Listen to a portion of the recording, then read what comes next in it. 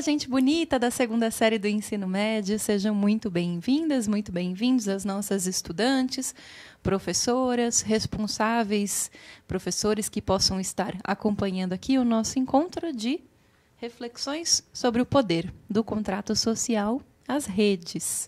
Eu quero contar para vocês que hoje não estou sozinha, hoje estou com uma presença ilustre aqui ao meu lado para participar de um bate-papo, de uma entrevista aqui conosco, a professora Fabi. Seja bem-vinda, Fá. Muito obrigada, é sempre um prazer estar com vocês aqui, principalmente estar com a Mafé. Faz tempo que a gente não se encontra aí nas aulas da vida. Faz um tempo, é um prazer poder retomar, Fá. E aí, pessoal, então só para a gente se organizar, né, organizar aí a linha, o nosso cronograma, né, a gente está na atividade 1 do nosso componente, reflexões sobre o poder. Estamos agora no desenvolvimento 4, que eu nomeei aí, Perspectiva sobre a Vida em Sociedade, parte 4. Então, esse desenvolvimento, nós tivemos 4 partes diferentes, tá certo? Mas todas tinham aí como elemento comum um debate entre autores a respeito das suas perspectivas sobre a vida em sociedade, levando em consideração, Fá, a teoria do contrato social. Então, como é que cada autor entende que a gente entra na vida em sociedade civil. Então, a gente estava nesse ponto, né? E o aprofundamento de que falamos é o quem divide multiplica. E, por sua vez, nós estamos dentro desse aprofundamento na unidade curricular. Números também importam, tá certo? Então, só retomando um pouquinho aí o nosso cronograma. A habilidade da formação geral básica com a qual nós trabalhamos no decorrer do nosso curso é sempre a mesma, essa que aparece aí na tela para vocês, que fala em utilizar linguagens diferentes gêneros textuais e tecnologias da informação, de uma forma crítica, de uma forma significativa, para se comunicar, para acessar, difundir informações, produzir conhecimentos, resolver problemas e exercer protagonismo na vida pessoal e coletiva. Aí, Fá, a gente tem também aqui, pessoal, a habilidade do eixo estruturante. Aqui nós mobilizaremos no nosso encontro de hoje. É a que segue aí na tela para vocês. Fala em selecionar e mobilizar conhecimentos das ciências humanas e sociais aplicadas, no intuito de propor ações individuais, coletivas, para mediar e intervir sobre problemas socioambientais ou ambientais, pensando tanto num aspecto num âmbito local, regional, nacional ou global. E, naturalmente, levando sempre em consideração o respeito às diferenças, a escuta, a empatia e a responsabilidade socioambiental. Na aula anterior, pessoal, a gente conversou um pouco sobre esse senhor que aparece aí na tela para vocês, é o famoso Thomas Hobbes, né? É um autor que faz assim, ele transita bem entre a sociologia e a filosofia, né? E ele nasce no finalzinho do século XVI, morre no final do século XVII, portanto ele tem aí quase um século, né, em que ele observa as mudanças no mundo no início da Idade Moderna, e ele publica uma obra que se chama Leviatã, lá em 1651, portanto exatamente na metade, né, do século XVII. E não é, naturalmente, a única obra do Thomas Hobbes, mas é a obra que o torna mais célebre, porque é até hoje extremamente debatida, discutida, enfim. Como outros autores dessa mesma vertente teórica, digamos assim, que consideram que os seres humanos começam a organizar-se em sociedade civil a partir de um contrato social. A gente tem também aí do lado esquerdo o Jean-Jacques Rousseau e do lado direito o John Locke. E aí, Fá, será que você podia contar um pouquinho para a gente da importância desses 3 autores para a sociologia? Quando a gente pensa nesses autores da sociologia, a gente pensa justamente na forma de organização da sociedade, né? Mas principalmente com a teoria que vem junto. Por exemplo, Thomas Hobbes, ele coloca que o homem é o lobo do homem, né? Mas que homem é lobo de qual homem? Por que ele é lobo, né? Então, assim, será que a gente vive realmente numa sociedade onde as pessoas estão sempre, sendo oportunistas em cima de outras pessoas, né? Ou será que a gente vai pensar como Locke e falar que não, a gente nasce uma tábula rasa e é a sociedade que nos corrompe. Então, a principal importância não é só o contrato social, né? Que o contrato social, acho que esse é o importante para todos nós. Mas eu acho que na sociologia o que a gente vê bastante é esse aspecto. Será que a gente nasce bom e a sociedade corrompe a gente? Ou será que em certo grau a gente já nasce, em parte, mal? Exatamente. Né? É isso, Fá. Eu acho que o que tem de comum entre esses três autores, bom, todos eles são contratualistas e, portanto, eles têm como pano de fundo uma discussão precisamente sobre a natureza humana. Né? Então, pensar em como é que cada um desses autores conta, narra, a partir da sua perspectiva teórica, o que nos levou a criar um Estado, criar um poder soberano, viver sob a sociedade civil, tem a ver com a perspectiva que cada um deles tem a respeito da natureza humana. Né? Tanto que quando você pensa no Rousseau, ele não é tão discutido, né? Que quando ele fala assim, quando o primeiro homem foi lá e cercou um pedaço de terra e disse que ali era seu, começou a desigualdade entre os homens. Essa parte é muito clara. Mas quando você começa a pensar, mas é porque ele viveu numa sociedade que levou ele a fazer isso ou ele já nasceu condicionado a fazer isso? Então, exatamente.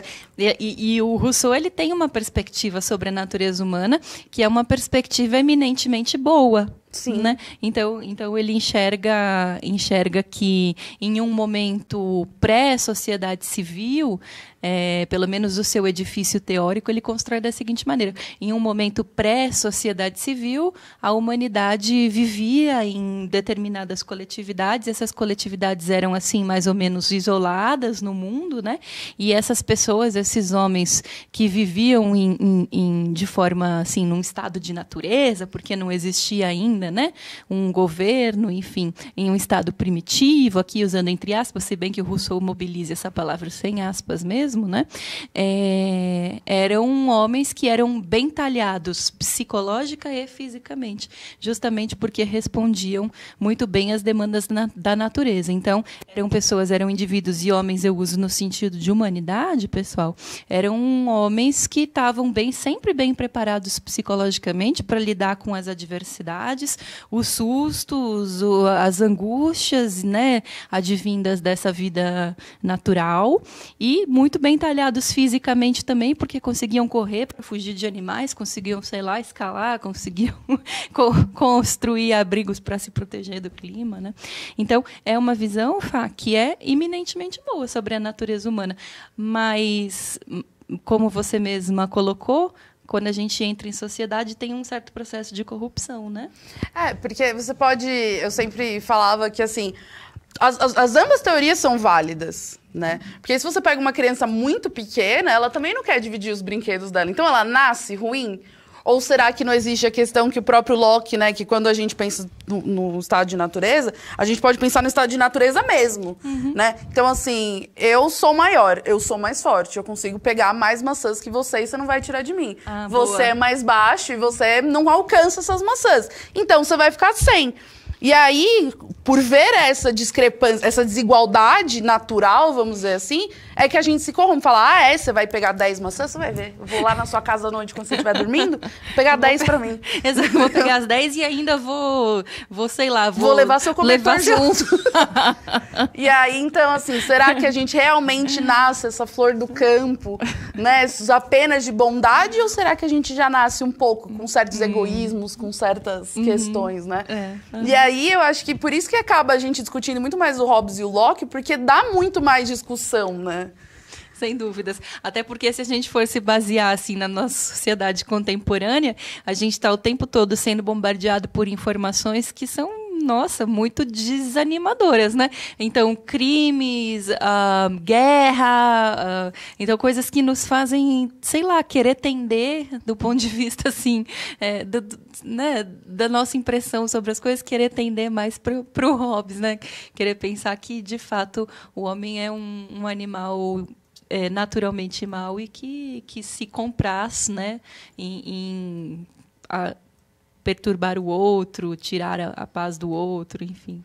Eu acho que talvez, não é nem minha aula, mas eu vou jogar um desafio para os seus estudantes. Diga lá. De pensar o seguinte, porque a gente tem a fala dos dois. Porque eu tenho certeza que você já ouviu da mesma pessoa ele era uma pessoa boa. Sim. Mas aconteceram coisas na vida dele que levaram para esse caminho. E da mesma pessoa você ouve, não, ele nasceu assim. Ele sempre foi desse jeito, ela nasce desse jeito. Então fica aí a dúvida, um desafio para você. As pessoas, será que elas são hobbesianas ou elas estão indo para a teoria do Locke? Ou, na verdade, a gente só tá misturando os dois? Porque ninguém tem... Até hoje isso é uma discussão, porque dependendo do fato, a gente diz que a culpa é da pessoa. Que a pessoa... Não, as pessoas nascem ruins. Se a pessoa ela é um bandido, ela já tinha essa índole. E esse pensamento é muito perigoso, né? Muito perigoso. E aí a gente tem o outro lado, que a sociedade fez com que isso fosse levado. E às vezes a gente ouve isso da mesma pessoa. Né? Então, em que ponto a gente tá, né? Será que realmente você pode dizer que uma criança, por não querer dividir a mãe dela, por ter medo de dividir a mãe dela, é uma pessoa ruim? Né? Então isso estabelece ela como ruim? Ou, na verdade, o nosso egoísmo real ele é criado quando a gente vai crescendo? E aí a gente começa a ver, pô, isso aqui não tá justo, mas eu preciso ficar justo. Eu também quero aquela maçã. Né? Exatamente. Agora, se tem uma oposição muito clara entre o Rousseau e o Hobbes, nessa coisa da natureza humana naturalmente boa ou naturalmente má, o Locke ele já fica mais ou menos assim no meio do caminho, né? A impressão que eu tenho da teoria lockeana é que ele tenta mais ou menos estabelecer um motivo que nos leva, né, à construção do Estado Civil, justamente pela falta de uma autoridade que julgue, que possa dizer até aqui se pode ir, isso é justo, isso é injusto, porque num estado de natureza tudo é permitido. Até entra na ideia de que o Locke ele prevê que certas desigualdades são naturais. E que, na verdade, essa corrupção seria justamente essas desigualdades naturais. Seria o quê? Eu sou mais forte. Ou eu sou mais alto. Se eu sou mais alto, eu consigo pegar as melhores frutas e você que é mais baixo fica com as piores. Mas isso não é justo. Né? Então, a gente começa a entrar nesse conflito de por que você tem mais maçãs do que eu tenho. Exatamente. Né? E aí, por isso, a gente precisa de um contrato social. Então, é meio isso, né? Não é que você é bom, que você é ruim, mas justamente essas desigualdades fazem com que a gente, num sentimento de injustiça, queira tomar ali a justiça e a necessidade do contrato. Exatamente. E daí você mesma disse, Fá, há diferentes tipos de desigualdade. Né? Tem desigualdades que são naturais, quer dizer, a gente nasce com compleições físicas diferentes. Alguns nascem mais fortes, outros mais fracos, outros mais altos, mais baixos, o que dá determinados graus de domínio da natureza diferentes de um ser humano para outro.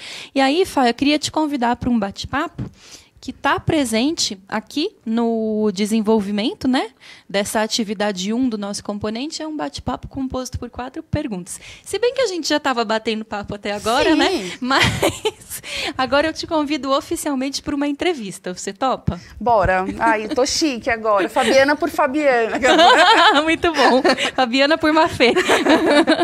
Então, Fá, pensando um pouquinho nisso, né, que a gente conversou sobre os contratualistas e que os estudantes já têm também bem fixado na memória, queria saber o seguinte.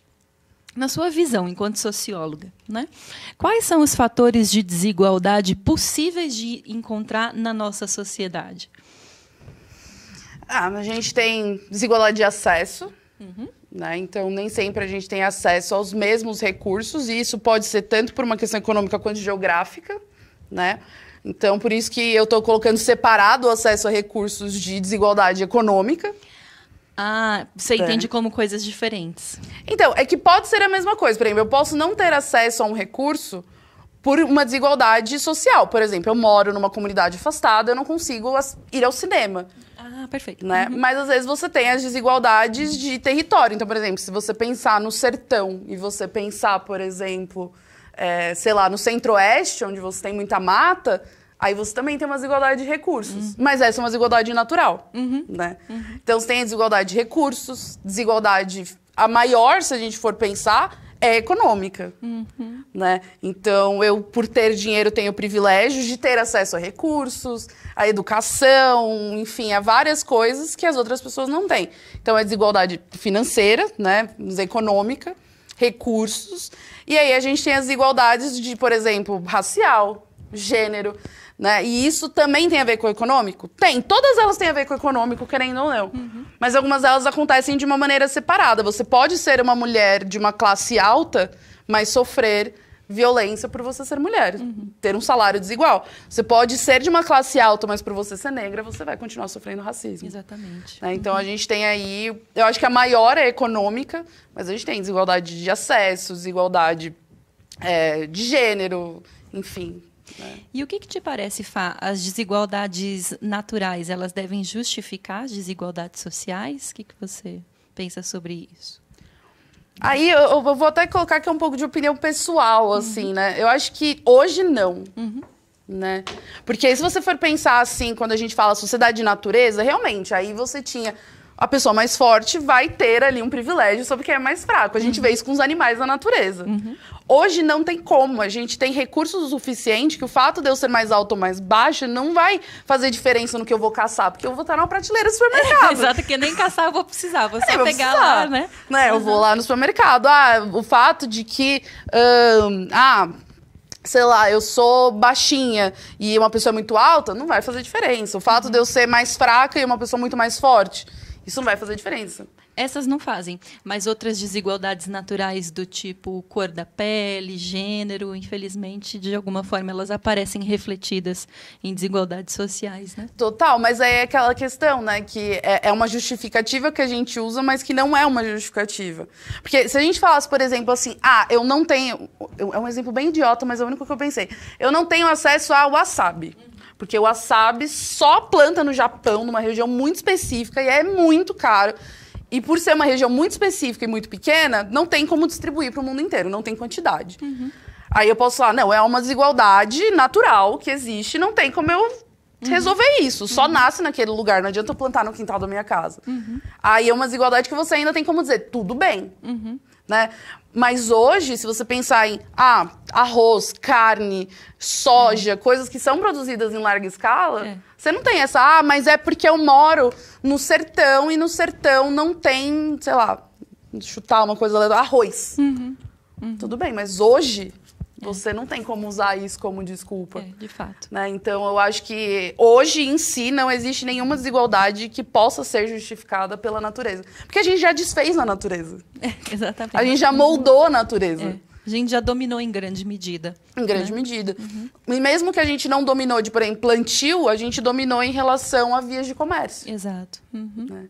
Então, é muito mais a desigualdade econômica que gera isso do que uma desigualdade natural. De fato, Fá. E legal esse exemplo que você trouxe de um produto específico, de uma região, e que logisticamente ficaria muito difícil distribuir em termos mundiais, assim. Porque até isso pode ser mobilizado como índice de desigualdade, né? Então, por exemplo, suponhamos que o wasabi fosse uma coisa muito cara, e muito autóctone, muito específica do Japão. Aí as pessoas nos Estados Unidos que poderiam consumir o wasabi seriam só as pessoas de altíssima classe que poderiam despender uma parte do salário nesse luxo, que seria um luxo. Né? Igual a gente vê sobre açafrão, né? Aqueles fiozinhos de açafrão. As pessoas não têm acesso. Você pode dar... Existe, sim, o fato de que não tem como ser algo universal, não tem como todo mundo ter acesso. Em parte você tem, porque não tem produção suficiente para que isso aconteça. Mas, ao mesmo tempo, a desigualdade econômica faz com que, ainda assim, algumas pessoas tenham esse acesso. Possam usufruir, exatamente. E aí isso nos leva à segunda pergunta, que, na verdade, você já respondeu, né, Fá? Se a desigualdade é natural ou produzida. Eu acho que se a gente for pensar... Não sei se você concorda, mas eu acho que todas as que a gente tem hoje são produzidas. Porque o natural hoje não faz mais diferença. Em grande medida, a gente já superou isso. Né? Aí a gente tem, Fá, uma terceira pergunta que diz o seguinte, é um pouco mais técnica. Mas aí acho que na área da sociologia isso cabe bastante. De que forma a gente pode mensurar essas desigualdades? Então, sei lá, índices, números, como é que a sociologia faz para medir essas desigualdades sociais? Eu acho que assim, o grosso são dados. É comparativo de dados. Então, é você fazer uma pesquisa, pegar um grupo grande de pessoas e você, por exemplo, quanto recebe de salário uma mulher, por exemplo, uma professora, né? Por mais que a gente esteja falando do salário do Estado, que é padronizado, mas assim, você é uma mulher branca professora. Existe uma outra mulher negra professora, um outro homem negro professor e um outro homem branco professor. O salário é o mesmo? em São Paulo, né? Então, é por índices e dados. Existe uma parte das desigualdades que também funciona por pesquisa, tipo questionário, né? Porque quando a gente fala, por exemplo, sobre racismo, a gente tem dados em relação a pagamentos, a exclusão social, mas às vezes como ele efetivamente acontece, por exemplo, assédio, quando você fala sobre mulheres, sobre, por exemplo, problemas em ambiente de trabalho, de você... Não só o assédio sexual, mas o assédio moral. Esses dados a gente não consegue com números especificamente. Porque nem sempre essas denúncias, elas são registradas. E nem sempre quando elas são quando elas são registradas, porque tem muita gente que não vai registrar, por medo. Por vários fatores, né? Medo, né? Vergonha. Então, uma série de coisas. Existem dados que a gente não consegue ter dados precisos, por exemplo, de como acontece, por exemplo, o racismo dentro do ambiente de trabalho. A gente consegue número de salário, cargo, vagas. Então, alguma dessas desigualdades a gente consegue batendo números mesmo, né? Tanto por pesquisas do IBGE, quanto, por exemplo, normalmente empresas, o Estado, ele tem que ter um documento de transparência. Das empresas não é transparente porque você entra num site. Mas eles têm que ter esses dados. Então, é com isso que a gente faz. Mas alguns são questionários, né? Que até o Thiago deu uma aula que, assim, também não são questionários objetivos, não é assim, você é racista? Ninguém vai responder. É óbvio, exatamente. Né? Então, são questionários que têm, assim, várias perguntas que vão te levando ali a você ver se essa pessoa está sofrendo uma violência ou não, para que você mensure essa de relação pessoal mesmo. Exatamente. A gente precisa dos dados. A desigualdade, ela não acontece só de você não estar recebendo o mesmo salário. Mas se você vem numa empresa e você é tratada mal e eu sou tratada bem, isso também é uma desigualdade. É uma desigualdade, certamente. E ela é muito mais fina, muito mais difícil de capturar, de conseguir perceber, né? Às vezes, é mais difícil porque às vezes a pessoa não percebe. Exatamente. Né? Tem muita gente que você olha e fala assim, mas você tá, isso aí é crime. Aí você fala, a pessoa, não, é normal. Porque muitas vezes ela pode estar acostumada, de repente, a receber esse tipo de tratamento agressivo, violento, e né? Não conhece outra forma de ser tratada, infelizmente. Então, quando a gente faz alguns questionários, né? E talvez vocês estudantes já tenham visto. Porque são perguntas que você olha e fala assim, essa pessoa é louca. Não faz nem sentido. Sei lá, tô perguntando pra você do seu trabalho. Eu falo assim, você acha que todas as pessoas do seu trabalho merecem serem tratadas da mesma forma? Ou, sei lá, todas as pessoas do seu trabalho, você enxerga elas da mesma maneira? Você fala, pergunta idiota. Mas nisso já tá dizendo. Se você dizer que não, por que não? Exato. Então, o que justificaria isso, né? Então, às vezes essas perguntas que muitas vezes você vai olhar e falar, não faz sentido. Mas é ali que a gente começa a fazer esses questionários e perceber essas questões. Então, não só em dados numéricos que a gente se baseia na desigualdade, mas também em depoimentos das pessoas. Porque a desigualdade nem sempre ela é tão visível. Né? Boa, Fá. E aí, Fá, a gente caminha para a última pergunta, que é uma pergunta bem pessoal, né? E ela diz o seguinte: que tipo de mudanças, atitudes, comportamentos poderiam ser realizados para diminuir as desigualdades? Aí a gente está falando fundamentalmente em desigualdades sociais, né? É que assim, uma das coisas que eu vejo, e aí também é uma resposta pessoal, que fique claro, né? É que um dos principais meios que eu acho que a gente precisaria para acabar com a desigualdade é o processo de alteridade e desnaturalização, que é o que a gente fala em filosofia e sociologia o tempo inteiro. Porque, em parte, muitas vezes quando você vê a justificativa da desigualdade é porque o outro é diferente, né? Então, tipo, por que você acha que... Não, porque sempre foi desse jeito, essa pessoa tá saindo disso. Ou falar que a desigualdade econômica é algo que sempre existiu. Isso aí é fake news, gente. Isso aí é mentira, né? Então, eu acho que talvez quando a gente começar a sair um pouco desse papel de eu sei as coisas, eu sou o dono da verdade, as coisas são assim, sempre devem ser assim, que talvez a gente comece a pensar sobre diminuir a desigualdade. Porque você pode falar, vamos acabar pela educação, que já é muita coisa. Mas se a gente não parar e olhar e falar assim, talvez o que eu acredite não seja a verdade absoluta do mundo. Né? Talvez eu não esteja certa o 100% do tempo. Acho que talvez aí a gente caminhe para uma diminuição da desigualdade.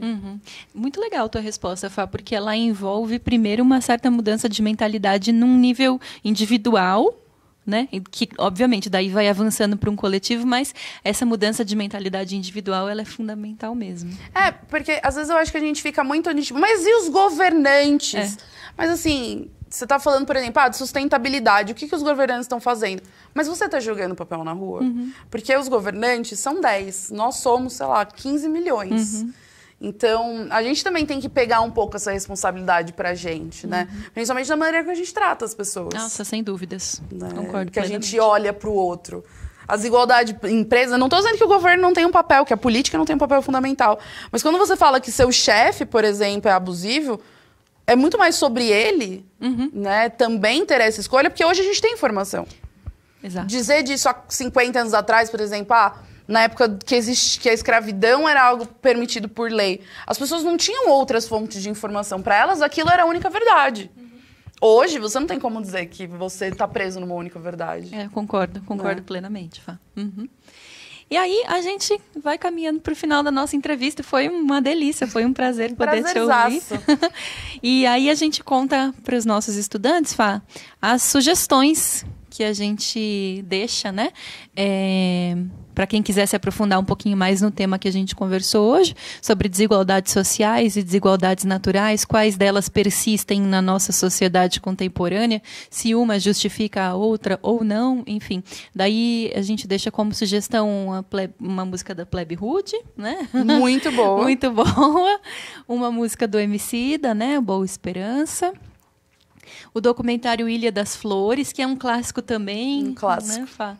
É muito bom também.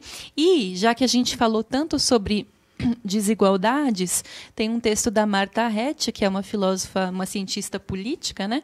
Em que ela vai pensar um pouco a trajetória do nosso país em termos de desigualdades sociais nos últimos 50 anos. Então, a sua obra, né? Trajetórias das Desigualdades, como o Brasil mudou nos últimos 50 anos. Aí, Fá, fica aqui para os estudantes discutirem em sala de aula as 4 perguntas que a gente conversou juntas. Tem alguma que você acha que vai dar mais pano para manga para os estudantes?